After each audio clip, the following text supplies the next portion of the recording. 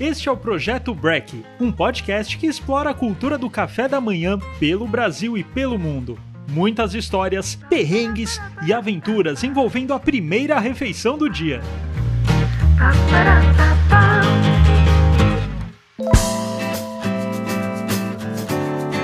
Olá, sejam bem-vindos a mais um episódio. Eu sou o Guilherme Zawitch, estamos aqui na Gup Comunicação, nossa parceira que grava e edita nossos podcasts. O convidado de hoje é o apresentador e músico Luiz Thunderbird, foi um dos personagens mais icônicos da MTV, fundador e baixista da banda Devotos de Nossa Senhora Aparecida, que completa 35 anos de carreira, publicou sua biografia Contos de Thunder, apresentou o podcaster Thunder Rádio Show e apresenta o Thunderamas, seu canal no YouTube, Music Thunder Vision, foca no assunto que mais gosta, que é a música. Bem-vindo, Thunder, tudo bem? Olá, tudo bem, Guilherme? Tudo jóia, tô animadão com esse papo aqui. Que massa, cara, legal. Thunder, cara, Twitter, suco de laranja, mamão, café, torrada e um cookie. Explica esse ritual.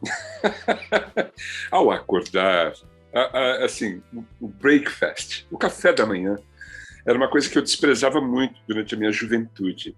Então eu não queria saber de nada, assim, eu acordava e acendia um cigarro. Agora, como eu apaguei o cigarro, eu tenho uma rotina um pouco mais salutar. Então, tem esse ritual mesmo que, assim, é imprescindível, não pode faltar. É um suco de laranja, mamão. Mamão é ótimo, mamão é fantástico.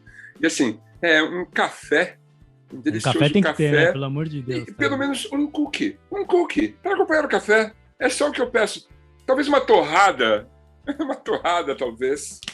Um cookie integral, sempre integral. Eu abandonei todas as farinhas super trabalhadas. Eu só vou nos integrais, inclusive as pastas. Elas demoram mais para cozinhar, mas são boas. Sim, mas são, eu acho, sei lá, rola quase uma crocância. Eu gosto mais. E esse cookie vem da onde? Vem de onde tiver. De onde tiver. São cookies industrializados, são cookies feitos na padaria aqui do meu bairro, mas assim, é uma presença constante. O mais importante, uma receita, é o suco de laranja. Ele é calórico, Thunder. Tudo bem, você vai gastar essa caloria, não tem problema. Ah, mas Thunder, veja bem, é a laranja.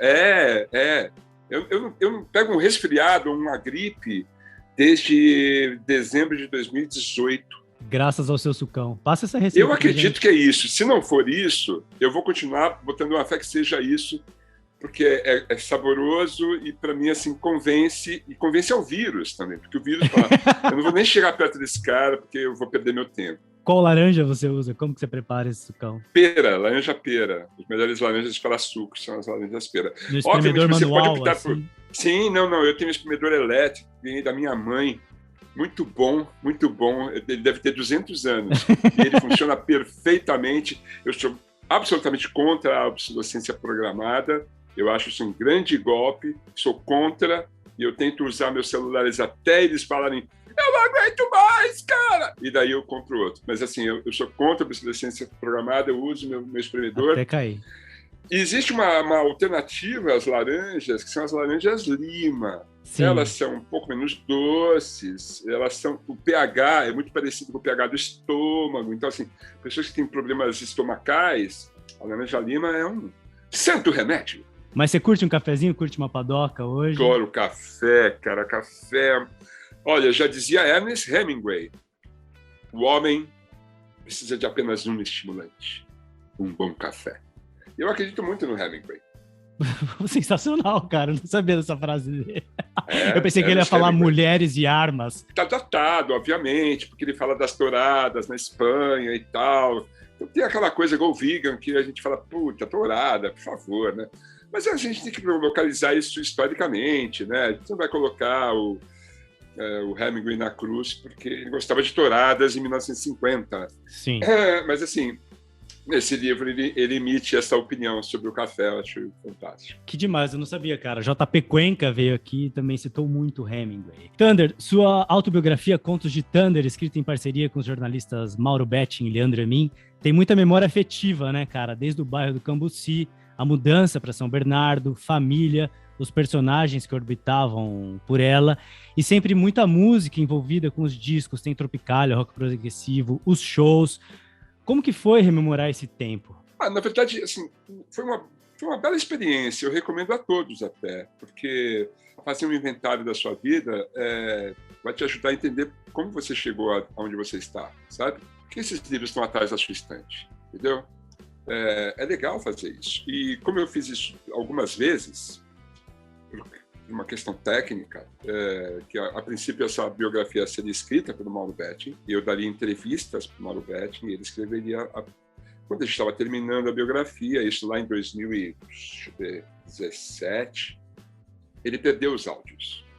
Todos os áudios. E daí eu falei, puxa, Mauro, agora eu que vou escrever, tá? E daí eu passei a escrever os textos, daí lembrei tudo de novo, a primeira lembrança de infância. Eu estava terminando de escrever, já era 2018, quando eu perdi todos os meus arquivos. Ah, mentira! Perdi tudo que tinha no meu computador, fotos, músicas, bootlegs dos Devotos, perdi tudo. E daí eu falei, bom, então agora o que eu faço? Eu planto uma árvore? Não. Eu vou escrever de novo. E daí passei pela terceira vez pela história inteira, e daí escrevi o livro inteiro. Quando eu terminei o livro, na verdade, isso foi em 2020, 2020 eu terminei esse livro, em setembro. Passei para a editora fez a correção e tal, daí voltou para mim. Quando foi em fevereiro, a gente ia publicar o livro, mas daí tinha acontecido muita coisa em 5 meses. E daí eu falei, não, peraí, vou escrever mais um capítulo. E daí, bom, então assim, eu esmiucei a minha história. O Leandro Yamin, por exemplo, que participa do livro, ele entrevistou umas pessoas. Tem umas aspas lá. E é o Leandro que fez as entrevistas.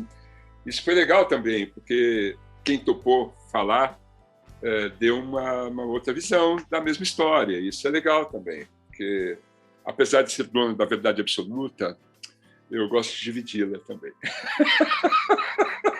Eu tava esperando, né? Porque tem aquela capa Contos de Thunder, você com seu olhar peculiar, assim, um olho só, né? Meio Hemingway até, quem sabe, e tentando assustar o leitor.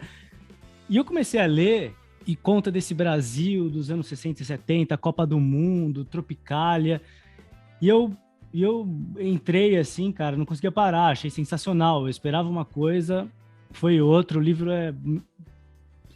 acho que você entrou em momentos muito sensíveis e íntimos, assim, né? Como que foi passar por isso, cara? Como que... Tem os momentos maravilhosos de lembrar das conquistas, das vitórias, das descobertas. Isso tudo é muito lindo, né? De lembrar e falar, puxa, lembra quando você comprou o primeiro contrabaixo? A loucura que você fez para comprar aquele baixo?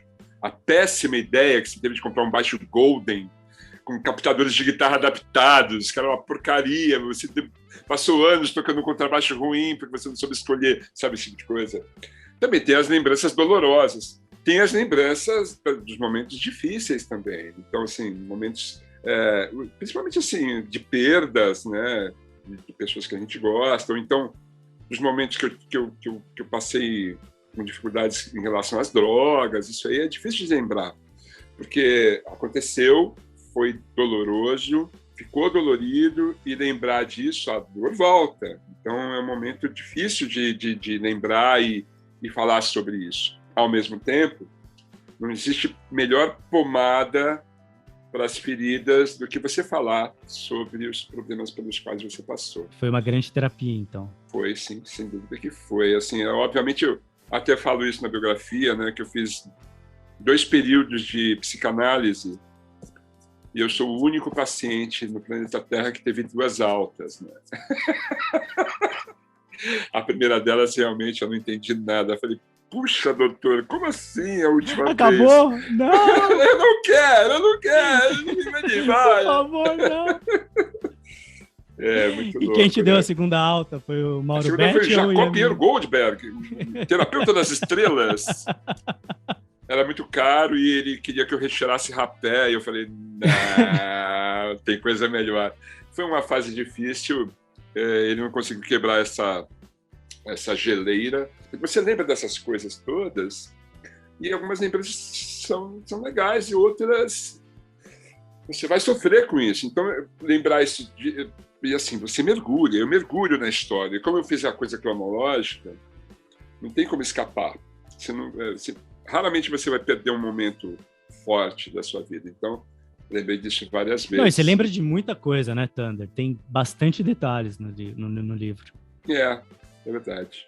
E essa, cara, a cena cultural dessa época, né? Pô, era uma ditadura militar foda, mas rolava... Eu nasci em 1961, então, assim, eu peguei a ditadura militar na infância e adolescência, né? Uhum. Era um assunto tabu, né? Não se falava sobre isso. Tinha um passado familiar, né, do meu bisavô, que foi um dos anarquistas que fundou o Partido Comunista, e daí foi perseguido por Getúlio Vargas. Então, a política era um assunto muito tabu na minha casa. Então, a gente não falava sobre isso. E a repressão militar era terrível mesmo, né? As pessoas sumiam. Sim. As pessoas eram torturadas, né? Então, era uma coisa muito pesada mesmo. Eu acho que a música foi uma reservinha que eu fui acumulando, que depois, quando eu percebi que, nossa, é assim, daí aquilo tudo me ajudou muito a entender, e a entender melhor até a música que eu amava. Então, assim, assistir os festivais de música dos anos 60, eu era muito criança, mas assim, eu tinha uma fascinação com aquilo. Eu ia nos ensaios da banda do meu pai, eu tinha, sei lá, 6 anos de idade, e aos 6 anos de idade ele me deu um violão, e daí comecei a estudar, daí fui estudar piano. E nos festivais de música, eu era jovenzinho, eu tinha, sei lá, 6, 7 anos. Eu pedia para minha mãe me acordar durante o festival, porque eu queria assistir. E daí, assim, eu era criança, então eu ia dormir cedo. Então o festival passava às 10 da noite, eu pedia para me acordar, e a minha mãe me acordava e eu ia lá. Assim. A gente, daí nos anos 70, a virada dos anos 60 para 70, eu tive a sorte de ter uns primos legais, assim, que passavam informações musicais bacanas. Então eu descobri os Beatles, eu descobri a Tropicália, eu descobri o rock progressivo. Eram informações que chegavam, assim, a conta-gotas, mas eu tinha um interesse pessoal, que meus irmãos não tinham, mas eu tinha. Então eu ia atrás. Então quando eu tive a mínima condição, juntar um mínimo de dinheirinho para a cada, sei lá, 1 semana ou 2 semanas comprar um disco, eu passava fome no colégio, para juntar a grana do lanchinho e comprar um disco, entendeu? E assim, a minha prioridade era disco. Então eu ia na Merci Discos e ficava namorando os discos e falava, o próximo será este aqui, o Nursery Crime do Genesis. E você escondia ele também para Não, era uma experiência muito louca, porque assim, ainda falando sobre discos, né? A indústria nacional era assim, ordinária, né? Era um horror, porque as fábricas aqui, elas faziam uma gramatura muito baixa, então os discos eram de péssima qualidade. Mas era o que tínhamos. Eu não tinha condições de comprar um disco importado. Eu comprava os lançamentos nacionais. E, assim, às vezes tinha uns problemas. Então, assim, eu lembro de Selling England by the Pound, do Genesis, tinha uma faixa que pulava. E daí eu comprei o disco e chego em casa, pulou a faixa, eu falei, olha, o disco está arranhado lá na loja. Ele me deu outro. Cheguei em casa e pulou. Eu falei, cara, o disco continua arranhado. Você me enganou? Ele, não. Não, sei lá, deve ser sua agulha. Troca a agulha. Pulou. Pulava por quê? Porque era um disco com um tempo de faixa muito grande para o tamanho do vinil e a prensagem era péssima. 180 gramas não existia no Brasil. Então, assim, os discos pulavam. É uma coisa louca. Assim. Mesmo assim, eu dava um jeito de ouvir a faixa e, assim, putz, cara, foi um período muito louco de aquisição, assim, de discos, assim, que era uma coisa, era uma febre, era uma delícia. Era o assunto predileto na escola, com os meus amigos. Então, era futebol de botão, e daí eu vi o disco novo que saiu, e daí, assim, ficar viajando naquilo. É uma coisa de adolescente mesmo, né? Claro. Eu tive a sorte, assim, da minha boy band, ser os Monkees. Progressivo em geral, assim, eu conheço bastante banda. E era muito fascinante. Então, o Rick Wakeman, que ficava com uma capa. Ele tocava com uma capa, cara. Era uma coisa ridícula. Mas era o máximo. Ele tinha um cabelão. E eu fui no show do Rick Wakeman. O primeiro grande show que eu fui. Aquilo está marcado na minha memória, assim, de forma... Assim, uma tatuagem, assim. O lente do show do Rick Wakeman no ginásio da Portuguesa. Meu tio Nelson, meu tio mais legal, me levou. E eu falei, puxa vida, eu tô no show do Rick Wakeman, eu tinha todos os discos. Eu sabia de cor os discos. Que era aquela coisa capa-espada, tipo Rei Arthur, Viagem ao Centro da Terra, 6 Esposas. E assim, eu achava o máximo aquilo, porque, olha, falar de história é legal. E eu falava pro meu pai, falar de história é legal. E o que ele achava de tudo isso? Ele falava, tá, pode ver, vai ouvir seu disco aí. Ele gostava de jazz e tal. Cara, aí na Tropicália, o cinema marginal, como que isso te tombou? A Tropicália, eu fui entender a Tropicália muito depois, né? Porque na infância, adolescência, eu ouvia a Tropicália. Eu sacava as músicas que eram veiculadas em rádio, televisão. Eu não tinha os discos. Imagina, se tivesse o disco Tropicália naquela época, não sei o que seria de mim. Mas, assim, eu não tive esse acesso todo. Então, assim, eu vim entender a Tropicália muito tempo depois, por interesse pessoal mesmo. O lance do cinema também. Eu acho que despertou a minha imaginação quando eu estava na faculdade, que daí a gente quis montar o Cineclube, e eu, Guilherme, a gente falou assim, vamos montar o Cineclube e vamos passar, sei lá, São Paulo S.A. do Sérgio, sabe assim? Ninguém queria ver o filme, ninguém. Eu ficava com megafone, tipo, seus imbecis, seus ignorantes, venham ver o filme, vocês precisam ver esse filme. E daí, assim, o segundo filme, acho que foi O Bandido da Luz Vermelha, daí ninguém queria ver. Mas, entendeu? É um filme branco e preto. Não importa, isso não tem a menor importância, você tem que assistir esse filme, ele vai te colocar, ele vai situar você vai entender porque nós estamos passando por uma abertura política. Foi, assim, uma coisa, daí foi um mergulho mesmo, né? Porque a gente montou o Cineclube, que daí teve uma greve em 1979, na faculdade, eu no primeiro ano da odontologia, e daí o pessoal da comunicação fez a greve em apoio ao movimento dos metalúrgicos, do Lula, que estavam lá no Baeta Neves, e eu participei da greve, eu saí na primeira página do jornal de branco. Meus colegas falavam assim, você é louco, e os meus professores falavam assim, comunista. Chegou uma época que eu não queria mais ir de branco na faculdade. E quando eu não tinha clínica, eu não ia de branco. Eu tenho que ficar exibindo roupa branca, coisa ridícula. E, assim, eu acabei vencendo, porque eu acho que já nos anos... final dos 80, os dentistas não usavam mais branco, porque é ridículo. Você tem que usar um avental, uma questão de higiene. Eu não peguei né? dentista de branco, cara. Eu não lembro dessa Não, parte. Né? Então, pois é, avant-garde. E era sapatinho branco também? Tudo branco, aquela coisa ridícula, cafona pra caralho. Cara, você comenta muito de Beatles também no livro. Sim. Temos aí um grande documentário que saiu do Peter Jackson. O que você achou? Primeira vez que eu fui no cinema na minha vida foi nos anos 60 e eu fui assistir Help no cinema ali na Lins de Vasconcelos, no Cambuci, onde eu morava. Foi absolutamente arrebatador. Foi a primeira apresentação da MTV, né, no mundo, foi o filme Help. Era bem aquilo mesmo. Era aquilo, cara. Os Beatles eram a estética da MTV, aquela coisa assim, ter uma narrativa muito louco, fora da casinha, música, né? Aquele enredo era só para apresentar as músicas do disco. Então era aquilo, cara. Já eram os primeiros DJs do mundo, foram os Beatles. Aquela anarquia.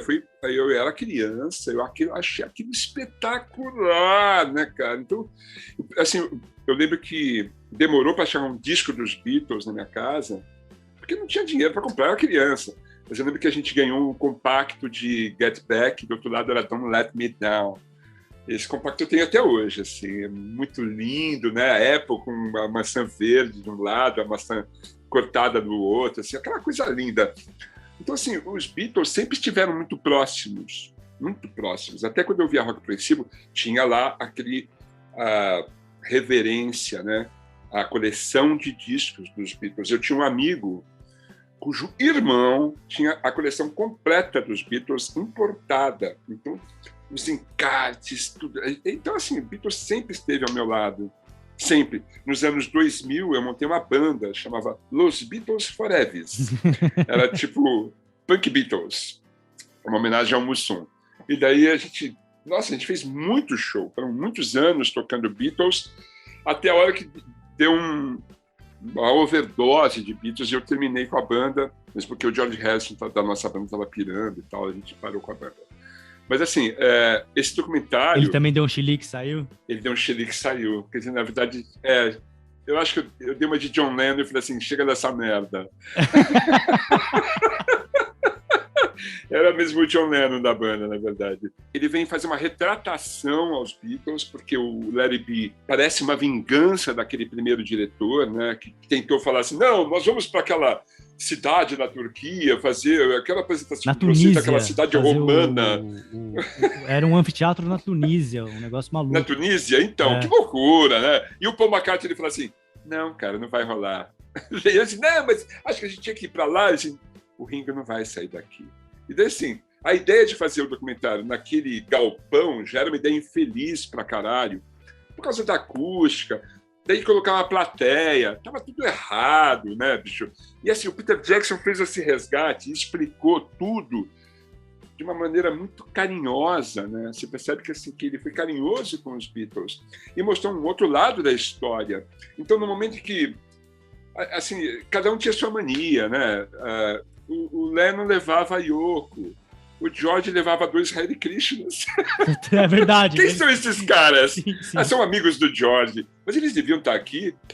Deixa, são amigos do George. Então, assim, esse tipo de coisa era uma coisa inconveniente, né? Talvez a visita mais... As 2 visitas que eu considero importantes foi naquele momento em que... Eu não vou dar spoiler, né? Melhor. Não, mas pode falar do Peter Sellers que... Não, quando o George fala assim... Eu vou para casa, ele dá uma de Forrest Gump, fala, cansei, vou para casa. Que a Linda faz uma declaração de amor à banda e fala, não, cara, vamos chamar o Eric Clapton. Já pensou? Vamos chamar o Eric Clapton. Não, cara, chama o George de volta. Vocês são os Beatles, eu sou fã da banda. E a chegada do Billy Preston, sorrisos e cigarros. A coisa mais linda, né, cara? O Billy Preston, cara, ele chega e ele salva a banda musicalmente, harmonicamente e no astral, cara. Total, porque né? Ele chega, sorrisos, ele vai lá fazer uma visita informal. O Harrison já tinha falado dele, que ele tinha visto ele no show do Ray Charles, né? Eles já tinham tocado com ele em Hamburgo, né? Então, assim, a chegada do Billy Preston, foi maravilhosa e o resultado... Deu uma vibe incrível. É incrível! O Peter Sellers, cara, vai fazer uma visita. E é uma cena, assim, que não dá pra entender. Aquilo foi uma tiração? O que foi aquilo? Olha, o Peter Sellers era amigo deles. O Peter Sellers gravou algumas músicas, inclusive, na Apple. Mas aí, quando o Peter Sellers chega naquele momento, ele não tinha que estar ali, cara. O clima estava ruim, eles não estavam se entendendo. E assim, naquele galpão escroto, entendeu? Tava à beira do caos. Quando o Peter Sellers chega, ele chegou num péssimo momento. E o Peter Sellers tinha um lado dele também, pessoal, que ele era um cara muito louco, assim. Não é só louco, assim, de drogas, mas ele era um cara louco, assim, de cabeça. Ele era um gênio. Pô, cara, Sellers. Convidado, Trapalhão, não lembro. Maravilhoso! Uma das melhores comédias já feitas na história isso, do né, cinema. cara? Aquela festa que... Muito além do Jardim, ele é um puta ator. E assim, dá para ver que eles estão irritados com aquilo. Que o diretor, na época, queria trazer uns elementos para o documentário e ele começou a lançar a mão de qualquer artefato. E levar o Peter Sellers lá não foi uma boa ideia. E o John Lennon deixa isso muito claro. Isso é maravilhoso. É verdade. Com aquele humor do Lennon, de falar assim, ei, cara, e aí, você está doidão? Ou só nossa impressão? Quantas horas? 40 horas de cinema? São muitas horas. Muitas horas de cinema. Na verdade, a Apple só gastava dinheiro. A Apple gastou toda uma grana assim, absurda com aquele projeto da gravadora que não deu certo, por sinal. Ainda veio um cara para tentar tomar conta da coisa e foi pessimamente mal escolhido, que era o Alan Klein, que era foi uma péssima escolha. Não que o irmão da Linda fosse melhor, mas assim... O Alan Klein realmente não foi uma escolha. Quer fazer um parênteses? Conta sobre o Alan Klein, né? Que é um produtor americano. Ele trabalhava com os Stones e daí o Lennon tinha conhecido ele no Rock and Roll Circus, né?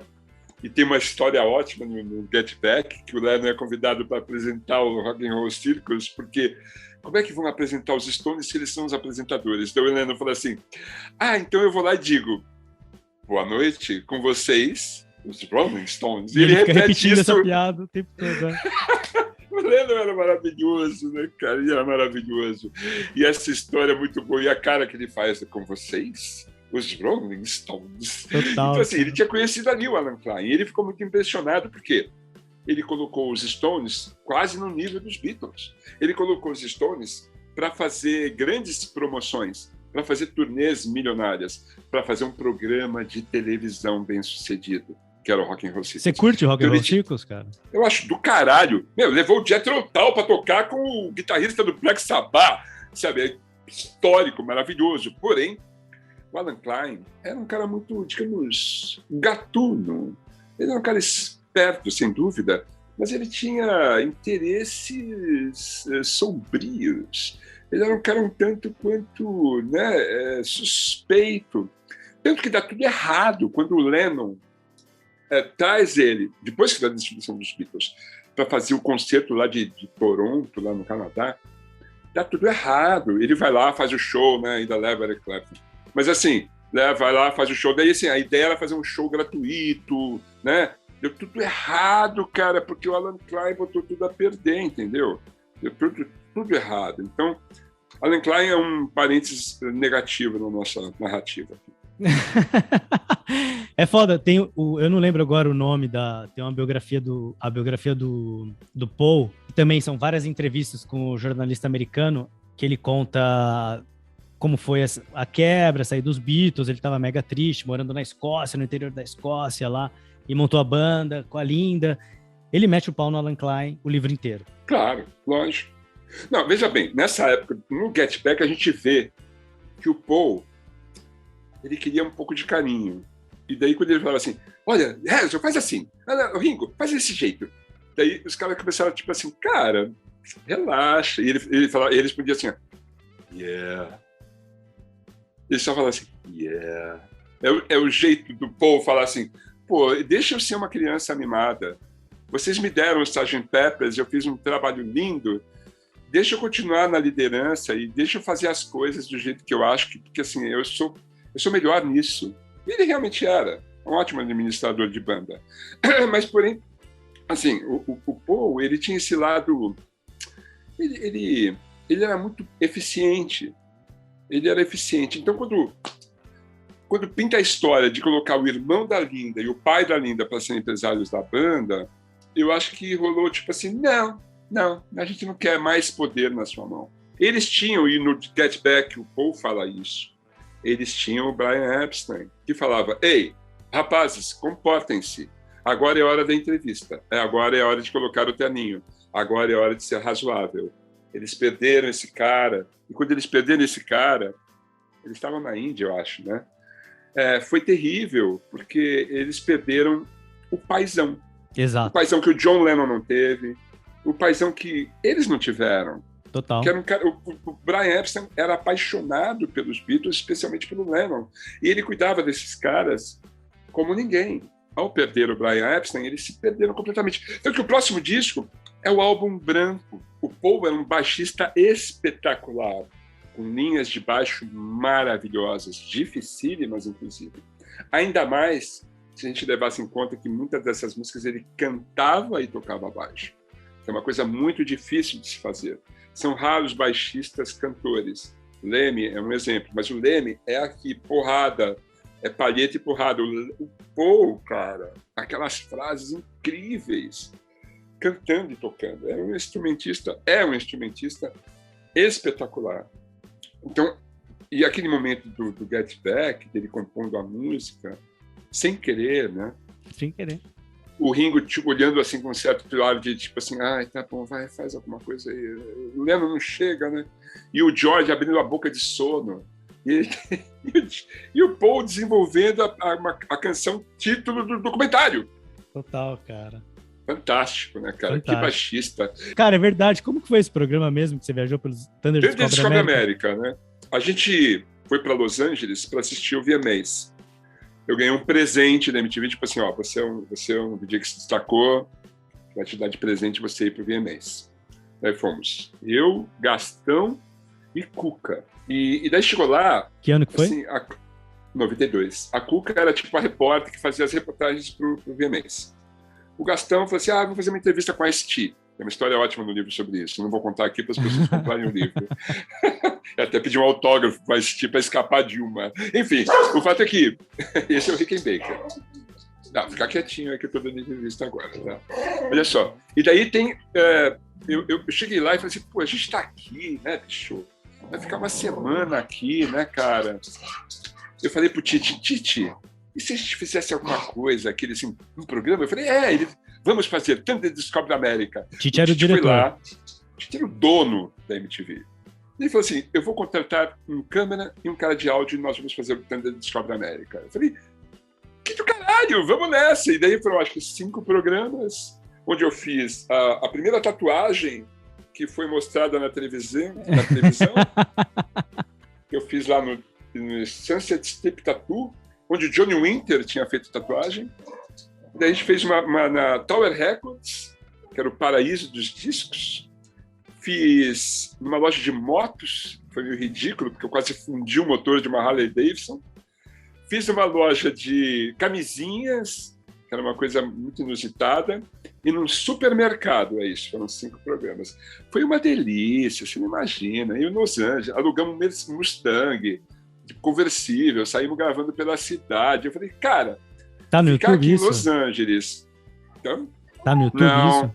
Não tá no YouTube, cara, é louco isso. Poderia estar, né? Vamos ver se abriu liberar os arquivos, né?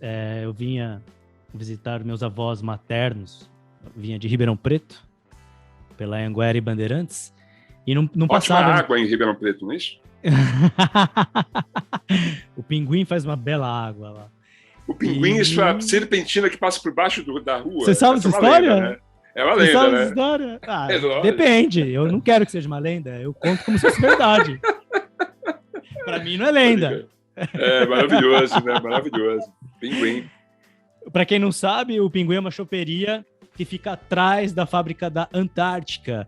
E a verdade mais absoluta que o chopp vem da fábrica da Antártica, passando embaixo do Rio Pardo. Da rua. Passando, né? eu acho, tem o Rio rua, Pardo ali por baixo da rua e entra direto no Pinguim antigo, o Pinguim do centro, né? Porque hoje o Pinguim tem em vários lugares, tem nos shoppings, virou uma cadeia. Virou uma cadeia. Ah, tá. Não, eu lembro daquele Pinguim maravilhoso. O Pinguinzão antigo.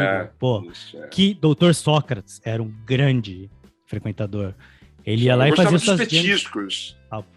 Tudo lá é bom. Até hoje, o Pinguim do Centro tem que ir, cara. Tem que Eles têm um barril de metal com gelo até o teto, assim, que gela esse chopp, é maravilhoso. Sensacional. Então eu vinha sempre nas férias, ficava aqui e tal, e eu lembro de um negócio muito legal que chamava o Verão MTV, que vocês alugavam uma casa, acho que no Guarujá. Em várias cidades do Brasil. Isso me marcou muito, porque eu falava, essa galera, um tá surfando, o outro tá tomando água de coco, o outro tá não sei o quê. Eu assistia no UHF, na casa dos meus avós, numa televisãozinha cinza, assim, e eu falo a diferença por isso, porque tinha, vocês, e aí vinha Sepultura da entrevista, Titãs, era todo mundo muito amigo, né? Essa linguagem que você falou, então foi muito marcante. Era música e comportamento, isso que era o diferencial. Sim. E nessa época do Thunder Descobre América, que os seus cafés da manhã não eram tão saudáveis, porém muito criativos, né? Hoje você trocou pela bike, né, Thunder? Você é um cara, assim, mega ciclístico, eu acho aí, que eu acho que é um assunto legal, porque embora não pareça, São Paulo é super conectada em ciclofaixas e ciclovias. Podemos chegar na represa Guarapiranga, que de carro demora 1h30, né? E de bicicleta 20 minutos. Você pega balsas para chegar em lugares novos e pedala na beira do Rio Pinheiros para ver o sol nascer ou o pôr do sol. Como que é a sua relação com a bicicleta? Ela começou criança, né? Eu ganhei a bicicleta, eu tinha 8 anos, subi em cima dela, não queria mais descer, e derreteu essa bicicleta, eu usei até ela ser destruída. Houve um segundo namoro nos anos 80, uma Peugeot, que era muito pequena para mim, e eu não sabia disso, eu não sabia de tamanho de quadro e tal. Depois, em 2005, eu ganhei uma bicicleta.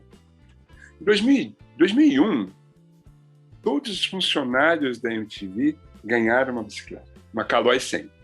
Todos os funcionários, todos os escalões ganharam uma Caloi 100. E a gente começou a pedalar. Mas era uma bicicleta pequena para mim e tal, mas eu usava essa bicicleta. Depois eu ganhei uma bicicleta de estrada, da Caloi, comecei a treinar, mas também era pequena, não me dei bem. Mas assim, meu lance, nos anos 2000, era correr. Eu comecei a correr, eu parei de fumar e comecei a correr. Daí fiz fazer maratona e tal. Então assim, eu passei os anos 2000 correndo, Forest Camp mesmo, assim. Bastante, assim. Eu lembro de meu Mas automóvel... meio, vou pegar bike e ver o que dá. Vou sair pela rua, não tinha ciclovia, né? Tinha pouca ciclovia. Tinha já, mas era pouco. E eu lembro que, assim, eu usava tanta bicicleta que a bateria do carro arriou, sabe assim? Eu achei a usar a bicicleta para ir para qualquer lugar. Legal, cara. Mas, assim, eu gosto de automóvel. Depois eu comprei automóveis também. Mas aí a bicicleta tomou conta mesmo. Era uma ótima opção para manter a saúde e para ver a cidade de outro jeito, né? Isso, cara, isso. Eu andei de bicicleta de 2009 até 2016, quando chegou o Rickenbacker na minha casa. Uhum. Daí ele era um cãozinho adotado, que não conseguia ficar sozinho, ele tinha aquela síndrome do cão adotado. Eu não conseguia mais sair de casa, eu saí de casa com ele.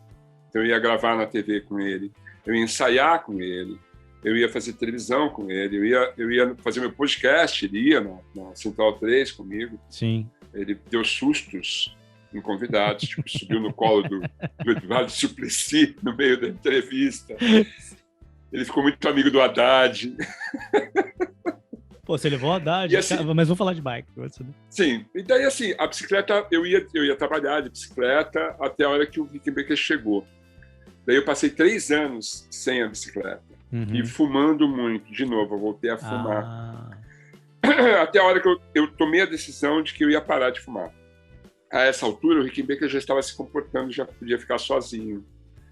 E eu subi na bicicleta de novo em 2018.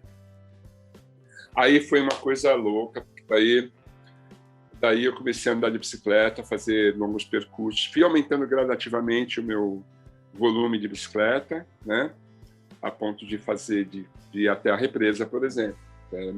40 quilômetros de bicicleta, cara, eu chegava em casa detonado, assim, era muito legal, assim, muito legal. Hoje, o meu recorde desse ano foi 132 quilômetros, com a Caloi, inclusive. Com a Caloi, mas é interessante não era com a elétrica.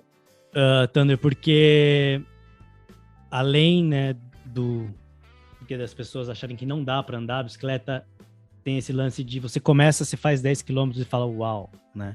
Aí você faz 20 e fica pouco, você não quer mais fazer 20. Você chega nos 50 e fala, nossa, eu fiz 50 quilômetros num dia de semana, assim, antes de trabalhar, sabe? Você anda 1h30, faz 50 quilômetros. E de repente você tá fazendo 100, né? De repente você cruza a cidade inteira, vai lá na Zona Sul, pega a balsa, chega em outros lugares e vai... Vai para Santos. Vai para Santos, né? A bicicleta tem disso. E aí rola um vício. Eu não consigo mais sair. Porque, primeiro, a relação com a cidade é outra. Total. É muito saudável, é muito prazeroso pedalar. Chega uma hora que você não sabe, eu pedalo 3 vezes por semana sempre. Pelo menos 3 vezes. Quando num dia, sei lá, chove, eu sou míope, então não gosto de pedalar na chuva. Acontece alguma coisa, eu vou trabalhar, não consigo... Faz falta, faz uma falta incrível, assim. Porque é muito prazeroso pedalar. E daí tem as turmas de bike, os coletivos, Bike Zona Sul, Bike Zona Oeste. A gente fica amigo desse pessoal, eu fiquei muito amigo da Renata Falzoni. Então, às vezes eu faço umas aventuras com Renata Falzoni, umas coisas maravilhosas, e descobre uns lugares loucos, e ela faz umas reportagens, eu vou junto. É demais, cara. Conhecer a cidade de bicicleta é outra história, né? Outro dia eu fui até o Rodoanel, e fui na parte do Rodoanel que ainda não tem carro, né? Está sendo implantado. E daí tem uns túneis que não estão acabados. Cara, muito louco, muito louco. Cinematográfico, tá tudo no meu Instagram, cara. assim. Vai no meu Instagram, você vai ver lá as fotos desse túnel sem iluminação, né? Só tinha a luz da bicicleta, assim. Conta da sua bike elétrica, cara. Tem gente que tem curiosidade sobre isso. Quais são os prós e contras? É uma outra categoria de bicicleta. Ela vai te ajudar em grandes aclives, né? São Paulo é uma cidade de muitas ladeiras. Eu moro no bairro de Perdizes. Aqui realmente é bem difícil de pedalar. E assim, em alguns momentos é muito útil a bicicleta elétrica. E você pode administrar a bicicleta elétrica não usando o motor, e usando o motor só quando você precisa. Eu faço isso.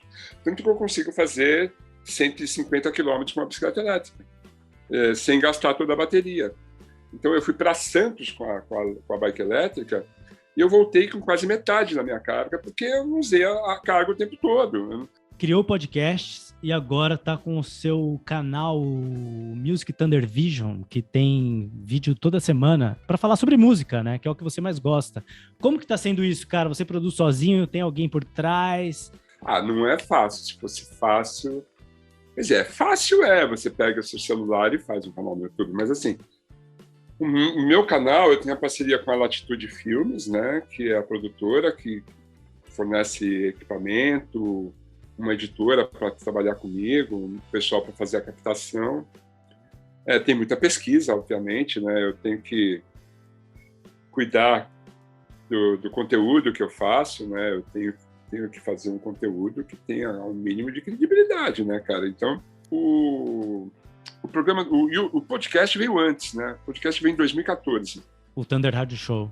O Thunder Radio Show em 2014. Ele funcionou como produto com a produtora até março do ano passado, quando a produtora falou não temos mais dinheiro para bancar o podcast. Daí eu passei a fazer lives no Instagram.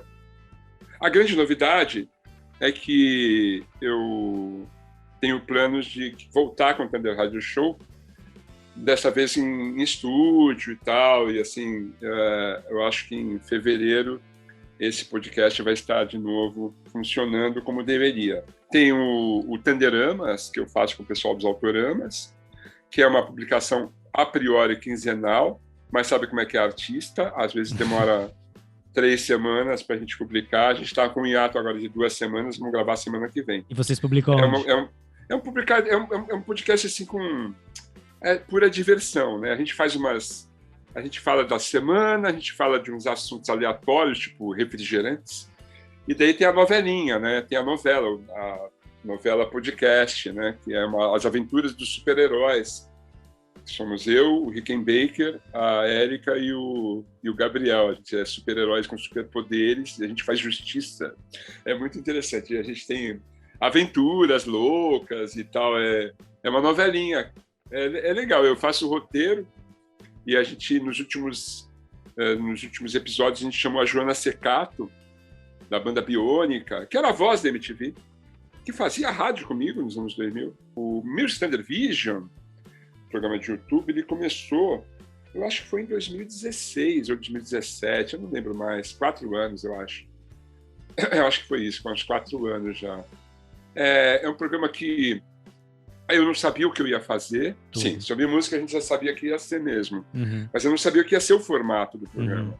Então, o primeiro programa, que é o Psicodelia, eu passei 1 mês editando o programa. Você fez tudo sozinho? Eu e o André Curti, a gente gravou o programa, daí a gente falou assim, não, vamos pirar agora nas edições e fazer uns inserts e fazer umas loucuras e a gente foi descobrindo, e era uma época que tinha saído a nova temporada de Twin Peaks, então eu uso muita coisa do Twin Peaks, eu adoro David Lynch, e daí a gente começou a fazer as loucuras da edição, foi tomando corpo, depois de 1 mês publicamos o programa, foi um sucesso. Na sequência veio o Satanistas, músicas satanistas com PC Siqueira, daí também foi um grande barato, e daí a coisa foi crescendo, até a hora que a gente chegou no formato que é hoje, que é, eu falo de uma banda, ou de um movimento, ou de um disco, ou de uma coisa que eu acho importante e relevante, não é só rock, né? Eu fiz programas sobre Chico Buarque, sobre Milton Nascimento, Caetano Veloso, Jades Macalé, eu consigo abrir o leque e às vezes tem convidados. Até a pandemia eu levava os convidados, né, para falar no programa e durante a pandemia eu colhia depoimentos. Eu tenho feito isso até hoje, inclusive. Eu pego os depoimentos. É um programa assim que toda segunda-feira, para começar a semana às 10 da manhã. O último episódio aí do Animals tá muito bom, cara. O Animals, puxa vida. eu vou linkar com o Cream agora, porque tem uma história em comum. Então, assim, eu fiz uma ponte, né, dos Yardbirds, depois o Traffic, e depois o Animals, depois o Cream. São bandas que têm muito a ver umas com as outras, porque elas têm componentes, eles dividem componentes, né? Sim. Então, o Stevie Winwood, o Blind Fate, e daí o Eric Clapton com o Yardbirds, depois o Cream, e daí o Animals, e é legal fazer isso. Sim. Contar um pouco da história do rock inglês, que é muito bacana. Cara, eu procuro fazer isso na música brasileira também, então quando eu falo do Jades Macalé, eu chamo o Rômulo Frois para falar comigo, sabe? Sim. Tem sempre uma participação. E esse lance de rock inglês que você curte bastante, né, cara? Sempre tem um... Eu adoro rock inglês, cara. Você curte os mods e... Você já deu um rolê por lá, cara? Não, eu não conheço o Velho Continente. É uma coisa que eu ainda tenho que fazer na vida. Eu já escrevi um livro, já plantei uma árvore, mas ainda tenho que ir pro Velho Continente. Você tem que tirar a foto ali, né? Você tem que fazer isso, cara. Tem que ir lá, ver tudo de perto. Thunder, são 35 anos, né, cara, na estrada com devotos de Nossa Senhora Aparecida. Como que é fazer parte do rock nacional? O que é o rock nacional hoje?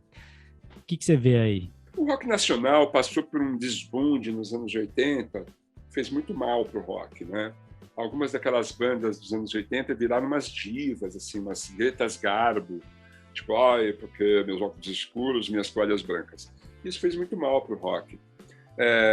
Houveram substitutos, né? Houveram herdeiros, caras que continuaram, fizeram um ótimo trabalho. Chico Science e Nação Zumbi é um exemplo disso, né?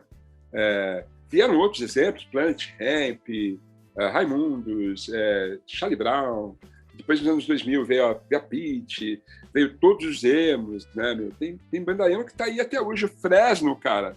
Fresno é uma banda impressionante, assim. O Lucas faz vários projetos também, né? Então, assim, o rock nacional, ele se sustenta. Ele não morreu. E as pessoas que falam que o rock morreu são essas pessoas envelhecidas, carcomidas e esclerosadas que ainda vivem nos anos 80. E eu digo para essas pessoas, o rock não morreu, amigo. Você morreu. O rock continua aí. Tem um monte de banda legal pra cacete, tanto no Brasil quanto lá fora. Eu fui no show recentemente da Sofia Chablau. E uma enorme perda de tempo. Sensacional, divertidíssimo, crianças. Total, cara. Crianças fazendo rock, eu achei o máximo. Tem um monte de banda legal, bandas com uma outra geração, como a The Bike, Bugarins. Tem um monte de banda legal, cara. E muitos festivais também, né, pelo Brasil. E assim, traz essa gente. Cara, eu faço os devotos até hoje porque a gente é amigo e porque eu adoro essa banda, cara. E a gente passou por vários momentos. Devotos passou por vários momentos, inclusive criativos. Tinha umas músicas do começo da banda que eu não canto mais, cara. Porque eu me modifiquei, eu mudei, cara.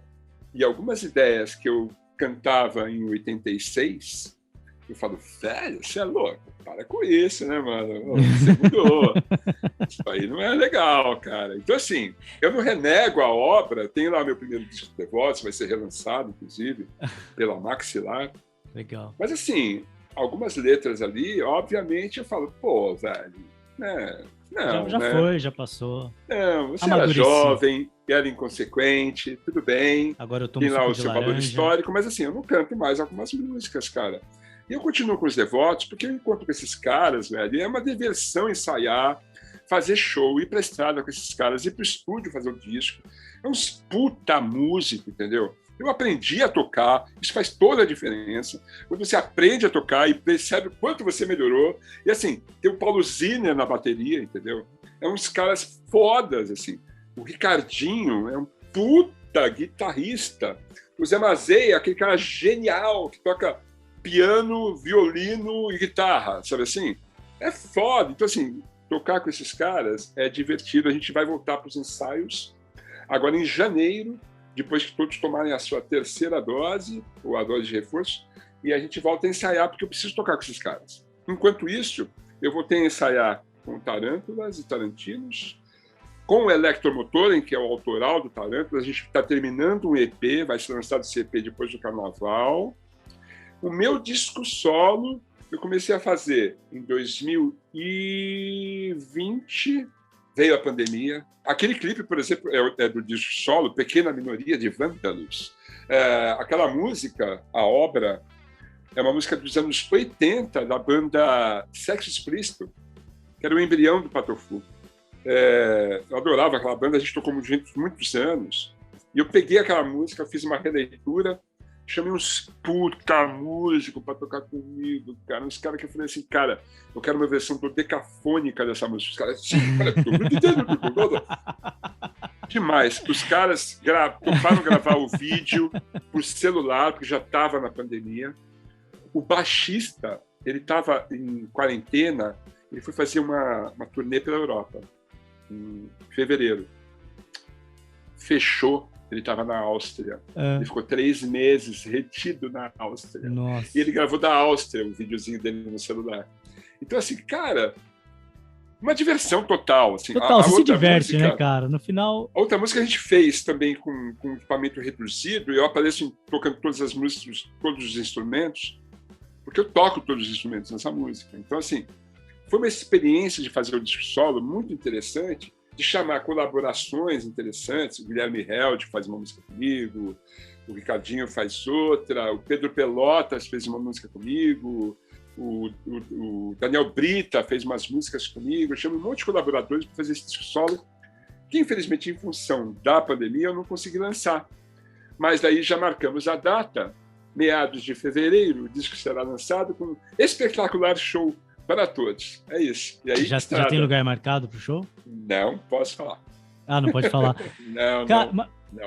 Mas você pode falar do Tarântulas um pouco, né? Que eu acho esse nome genial. Então, a gente tem que voltar para fazer um filme que a gente nunca fez, que é o Era Uma Vez em Hollywood. A gente nunca fez esse show, colocando músicas... Mas conta um pouquinho do Tarântulas, porque é um projeto muito bacana, cara. O Tarântulas nasceu em 2010, para celebrar o aniversário do Quentin Tarantino. Karen Cunha, a genial Karen Cunha, chamou a gente para fazer um show em homenagem ao Tarantino no Centro Cultural da Juventude. Fizemos o show, foi legal. E daí a gente falou assim, cara, vamos levar adiante isso. E isso vem acontecendo direto. A gente faz especiais. Vocês focam na trilha de um filme específico? Não, a gente tem um show geral, a gente faz todos os filmes, menos Jack Brown, porque é impossível.